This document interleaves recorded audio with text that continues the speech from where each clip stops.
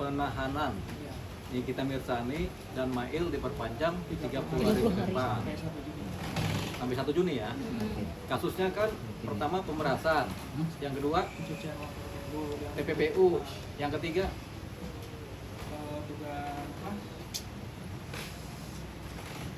intinya ada pemerasan, ada TPPU ya. Ya.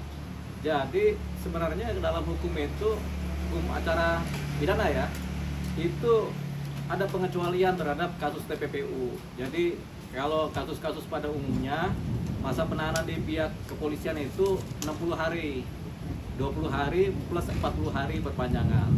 Tapi kalau kasus TPPU atau kasus yang masa hukumannya lebih dari 9 tahun, itu di hukum acara pidana diatur pengecualiannya, yaitu boleh diperpanjang, yaitu selama 2 kali 30 hari lagi. Jadi 60 hari plus 60 hari. Jadi 20 hari, 40 hari, baru karena kasusnya di atas 9 tahun ancaman hukumannya menjadi 30 hari plus 30 hari. Nah, perbedaannya di mana? Kalau 20 hari adalah kewenangan penyidik polisi. Tambah 40 hari itu harus ada surat persetujuan atau surat oke lah dari si ini penuntut umum, dari jaksa. Nah, kalau 30 hari berikutnya itu dari pengadilan, ketua pengadilan negeri. Jadi teman-teman penyidik ini kemudian mengajukan permohonan kepada ketua PN pengadilan negeri untuk dimintakan perpanjangan masa 30 hari. Nanti kalau belum cukup lagi, tambah lagi 30 hari lagi berikutnya. Itu namanya masa penahanan kalau kasus di mana ancaman hukumannya lebih dari 9 tahun. Nah, karena TPPU ini kan ada yang 15 tahun, ada yang 20 tahun ancamannya, ya sudah berlaku itu. Kenapa?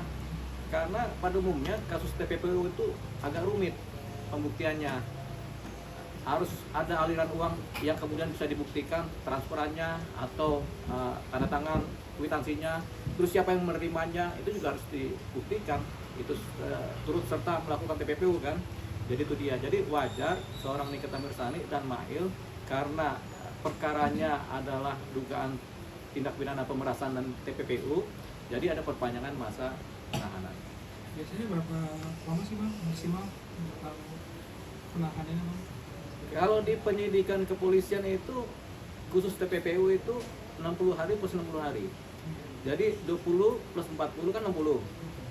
Plus 60 hari lagi tapi dibagi 2, 30 hari masa perpanjangan pertama atas persetujuan dari ketua pengadilan negeri dan 30 hari lagi masa perpanjangan berikutnya. Setelah itu kalau memang belum terbukti atau kemudian kemudian jaksa belum bisa P21, mereka harus dilepaskan. Berarti ada kemungkinan untuk bebas? Ya, kemungkinannya ada, tapi biasanya kalau seseorang sudah ditahan, berarti sudah ada bukti yang cukup untuk memidanakan atau memproses sampai persidangan. Jadi baik Nikita Mirzani maupun Mail ketika mereka sudah ditahan, berarti sudah ada bukti permulaan yang cukup sehingga mereka tampaknya harus ikut sidang. Ini banyak yang meragukan Bang ketika ini kan sudah bukti, sudah ada berkas juga hampir lengkap, tapi masih berlarut-larut Bang untuk pemindahan dari NM dan Mail ke kejaksaan. Melihatnya seperti itu Bang? Ya memang kalau proses TPPU itu panjang.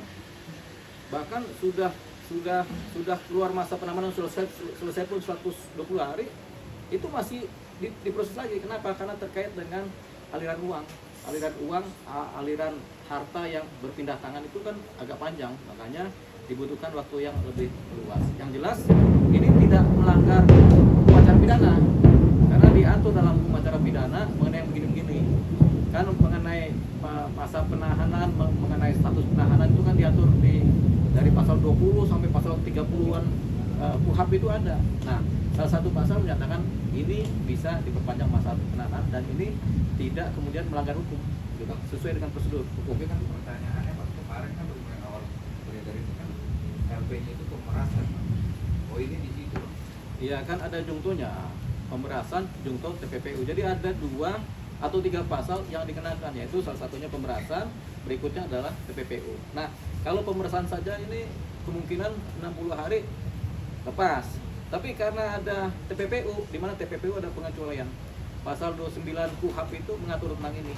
Setiap ancaman pidana di atas 9 tahun, maka penyidik boleh memperpanjang masa hukuman dari 20 hari, 40 hari, tambah 30 hari, tambah 30 hari. Totalnya adalah 120 hari.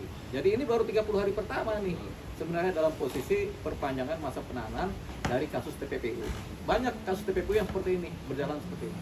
Tapi dalam proses itu Bang, apakah harus pemerasan dulu pembuktian baru ke TPPU Bang? Ya sama kayak penipuan dulu baru atau penggelapan dulu baru TPPU. Karena penipuan, penggelapan dulu uangnya atau hartanya berpindah. Setelah itu hartanya kan disebar. Diambil siapa, atau ditransfer ke siapa. Nah, buat TPPU ini biasanya selalu kemudian. Setiap perkara yang terkait dengan pemerasan atau penipuan atau penggelapan, kalau ada TPPU-nya, TPPU pasti yang belakangan di prosesnya.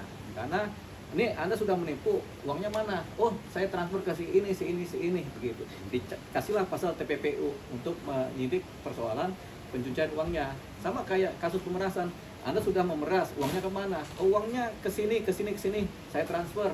Nah, itulah dikejar bagaimana transfernya, bukti transfernya bagaimana, apakah diserahkan secara cash ataukah melalui transfer bank. Itu yang kemudian pembuktian. Nah, ini yang panjang. Nah, panjangnya ini kemudian oleh undang-undang diberikan hak pengecualian, yaitu penambahan masa penahanan hukuman. Tahanan. Jadi abang sebagai analisa hukum atau advokat, mungkin melihat kasusnya ini, poin pemerasan itu udah dapat Bang? Ya, tentunya kalau udah sampai ke wilayah TPPU berarti poin pemerasannya sudah dapat. Tinggal TPPU-nya bagaimana prosesnya, bagaimana buktinya, dan siapa yang menerima uangnya atau menerima hartanya, itu yang dikejar sekarang. Jadi udah poin ke sana sampai. Tapi kalau pemerasannya sendiri sudah dapat pembuktiannya. Cuman setiap pembuktian baik saksi maupun alat-alat bukti ini kan nggak pernah disampaikan di depan publik. Terkait apa? Terkait pro justisia. Bahwasanya setiap bukti-bukti ini, kemudian setiap saksi-saksi itu demi hukum adanya di pengadilan. Pro justisia untuk keadilan berdasarkan ketuhanan Yang Maha Esa di pengadilan, di persidangan.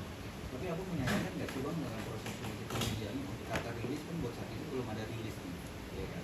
Apakah itu Ya. SOP-nya benar apa enggak sih Bang? Ya, di dalam satu waktu, 1 bulan atau 2 bulan ini di perkara di penyidikan itu bisa ribuan perkara. Kalau semua dirilis itu kelihatannya nggak make sense juga kan. Nah, kasus seperti Nikita Mirzani bisa juga dirilis, tapi yang sifatnya umum saja disampaikan. Oh ya, masa penahanannya sedang diperpanjang, itu kan disampaikan, rilis juga kan. Tapi mengenai bagaimana cara kerjanya, bagaimana tindakannya, bagaimana kemudian TPPU-nya, itu masih disimpan sebagai bahan untuk dipersidangkan, begitu.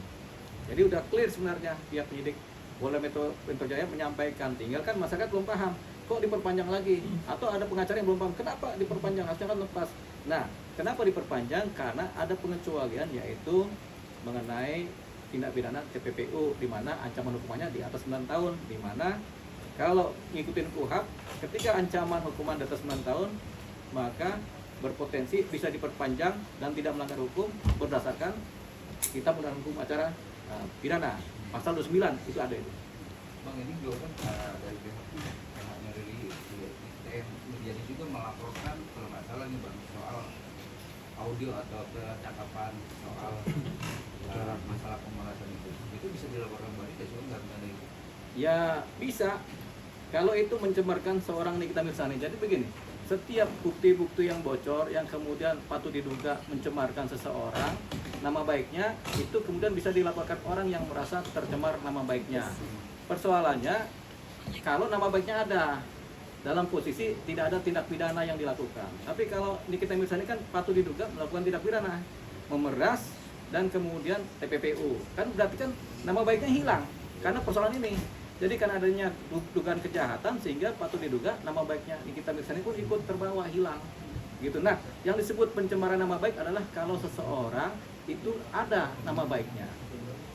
Tapi kalau seorang sudah patut diduga bersalah atau dia kemudian diduga melanggar hukum, kan otomatis nama baiknya terbawa. Tadinya nama baik menjadi nama kurang baik. Kan sekarang itu dulu kan. Walaupun ada asas praduga tidak bersalah kan. Tapi tadinya Nikita namanya baik, sekarang menjadi namanya kurang baik. Nah, nama kurang baik ini sudah terlepas dari posisi pencemaran nama baik. Karena namanya bukan nama baik lagi, tapi nama kurang baik. Itu kan barang bukti dari penyidik sendiri Bang, dan akhirnya kesebar itu. Kita belum tahu itu barang bukti berasal dari mana. Karena bisa jadi dari orang per orang atau dari seseorang yang mendapatkan bukti atau dari luar malah pembuktian barang buktinya. Jadi nggak bisa kita duga-duga ini dari mana, tapi jelas kita bisa tanya kepada siapa yang menyebarkan pertama kali, dari situlah mereka kemudian mendapatkan bocoran mengenai bukti-bukti tadi kan. Jadi belum tentu dari penyidik, bisa jadi dari masyarakat gitu.